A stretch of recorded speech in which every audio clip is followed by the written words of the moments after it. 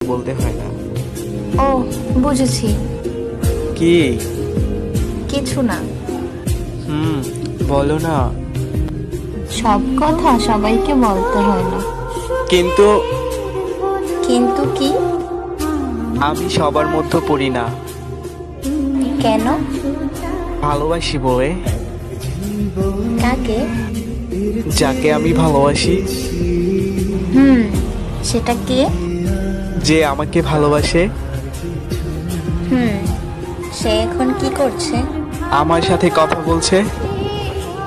সে তো তোমায় ভালোবাসে না। বাসে, খুব ভালোবাসে।